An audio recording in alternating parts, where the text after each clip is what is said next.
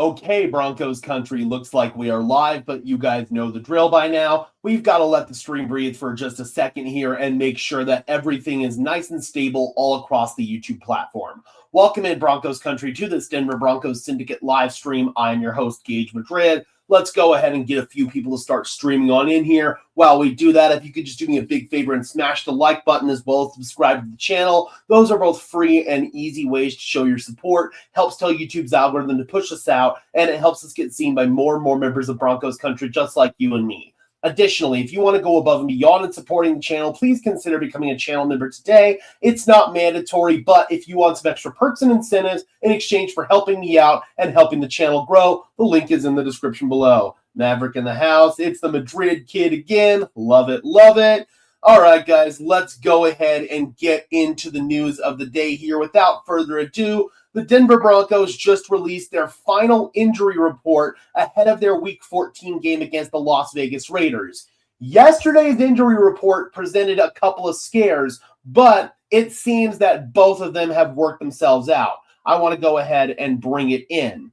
So, listed as out for this game are Nate Atkins with his knee injury and DJ Jones with his ankle injury. Neither one of those are a big surprise. They did not participate throughout the week. The good news comes with Zach Allen and Pat Bryant. They both popped up on the injury report yesterday. Allen popped up with a calf and he was DNP, and then Bryant popped up with a hamstring and he was limited.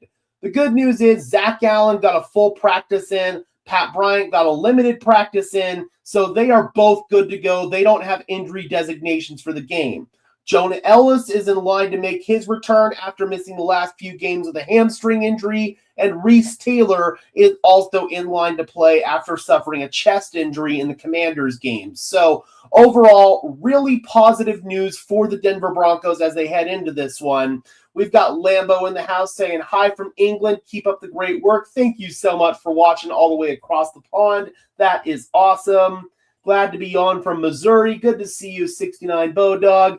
So that's the injury report from the Denver Broncos side of things. As far as the Raiders are concerned, Dante Thornton, Michael Mayer, and I think there was one more player. They are all set to be out for this game for the Raiders. Max Crosby was DNP both yesterday and today with some sort of injury. I can't remember exactly what it was. I think it was a knee injury, but Pete Carroll said that he's expected to play in this game. So we thought there for a while that Max Crosby might not terrorize us in this one, but he is going to play, and the Denver Broncos are going to have a plan for him on every single play. Max Crosby is one of those dudes, as the Denver Broncos well know, that can wreck a game. I mean, he can just have a couple of plays out there where he wrecks shop, and it makes an impact on the entire game. So Max Crosby, he is going to play in this one for the Raiders, and he wrecked shop in the most recent matchup between the Broncos and the Raiders.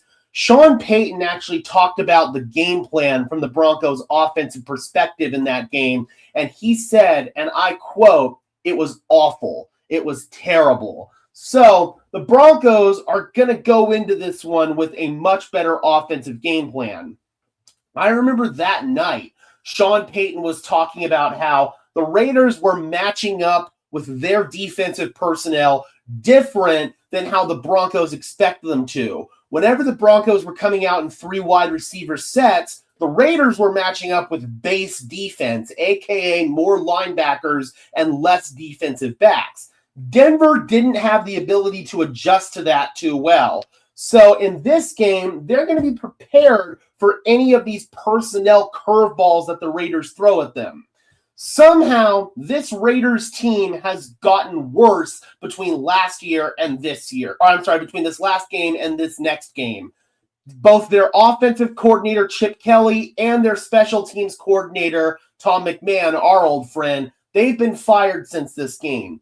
And the Raiders have suffered a bunch of injuries on the offensive line. They lost their second best offensive lineman, Jackson Powers Johnson, in that Denver game. And their franchise left tackle, Colton Miller, he's been out for basically the majority of the season. So the offensive line has gotten even worse since that Denver game. They're playing a bunch of rookies. Geno Smith has taken a ton of hits since that Denver game. I want to say he's the most hit quarterback in the NFL since that Denver game. So the Raiders are regressing big time. And the Broncos, they're showing more and more signs of progress. They got the big win against the Chiefs, and then they were able to survive against Washington. So if the Broncos come out and play their best football, they keep their foot on the gas for all 4 quarters, I don't see any reason why this game shouldn't be a blowout victory for the Denver Broncos. We're going to talk about that more in tomorrow's game preview video,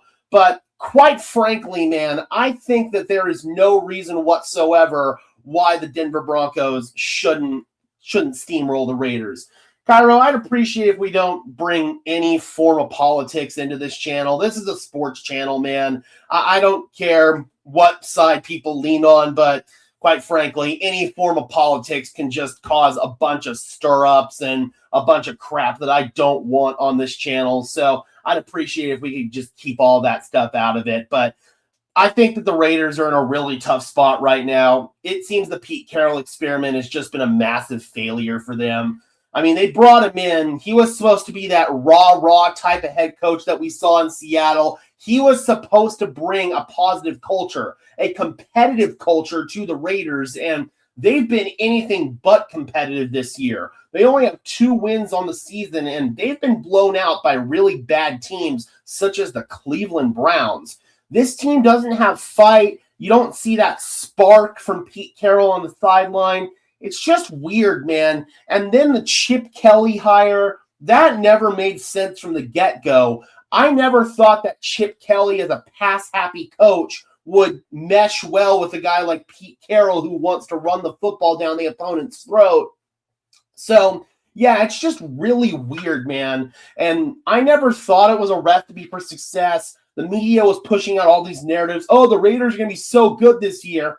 From the get-go, the Pete Carroll hire was weird. The Chip Kelly hire was weird. Keeping Patrick Graham as their defensive coordinator, that was a good move. And on paper, the Raiders had a good draft, but the problem is with Pete Carroll, he doesn't like playing rookies. It's kind of like Sean Payton in that regard. So it's really, really difficult to get a judge on this draft class for the Raiders when Carroll doesn't even want to play them. So, yeah, it's really, really tough, man.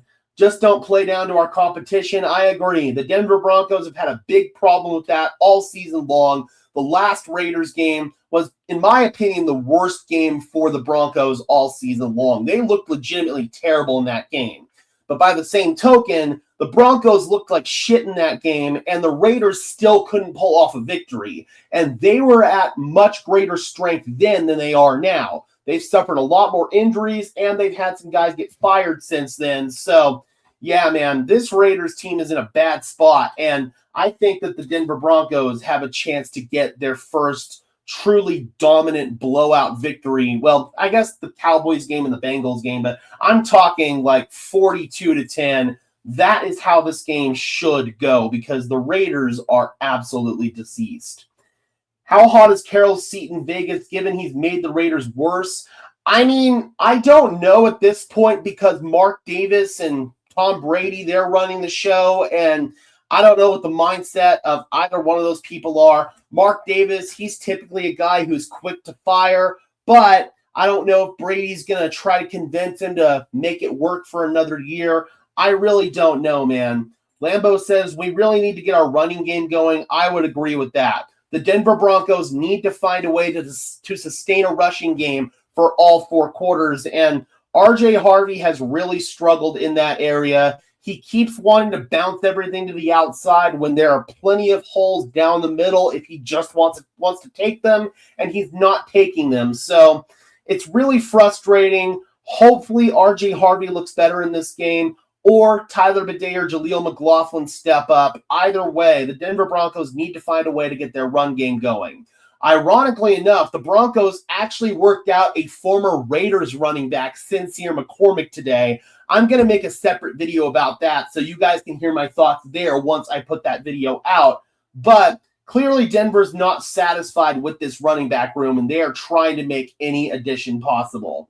Cairo says, rumors that Brady wanted Kelly. Yeah, and it's just weird because if Pete Carroll never wanted to work with him, why would you force him to work with an offensive coordinator that doesn't mesh schematically with what you want to do as a head coach? It just never made sense from the get-go. That's why I thought it was a weird hire. How on earth did the Raiders beat the Patriots? Week 1, man. Week 1. All kinds of weird stuff can happen week 1 in the NFL. Maverick says Jets game was way worse in my opinion. I think that one's kind of a coin flip, honestly. Both of them were equally terrible. Both of them, the Broncos played down to their competition, and both of them, Denver was very lucky to get away with the win. So, yeah, I think you can kind of pick one there, and either way, it's an acceptable answer. Do you think Vance would get a head coaching job this offseason? Who would you want to replace him?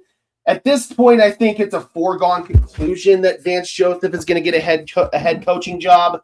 As far as who's going to replace him, I would say Jim Leonhard is the number one guy, the number one candidate. He's currently the Broncos DB coach. He got a promotion with the Broncos this offseason. He's always been kind of that potential successor to VJ. So I would fully expect VJ to get a head coaching job. The Giants job, that's one that's been kind of floated around for him. Maybe he takes Davis Webb with him to be his offensive coordinator. So, yeah, at this point in time, I would say he is going to get a head coaching job, and the number one candidate to replace him here in Denver would be Jim Leonhard. The Raiders game was the last of 7 games in, 39 days? I think the Broncos were exhausted and still beat them. Should be a different game now. I agree. Of course, it's still a division game. Division games can get kind of screwy, so any given outcome could happen, but this game's not on a short week. Denver's coming off of a lot more rest, so I would agree. I think this game is going to go a lot better for the Denver Broncos than the first matchup against the Raiders. All right, guys, we're going to go ahead and wind this stream down. Thank you so much for tuning in. Be sure to smash that like button as well as subscribe and ring the bell so these videos appear in your notification feed. I would really appreciate it. Those are both free and easy ways to show your support. And I just spelled something. Good job. Those are both free and easy ways to show your support. It helps tell YouTube's algorithm to push us out, and it helps us get seen by more and more members of Broncos country just like you and me. Additionally, if you want to go above and beyond in supporting the channel, please consider becoming a channel member today. I would really appreciate it. It's not mandatory whatsoever, but if you want some extra perks and incentives in exchange for helping me out and helping the channel grow, link in the description below. I'm going to clean up these pistachio shells. And until next time, guys, I'm your host, Gage Madrid, saying peace out.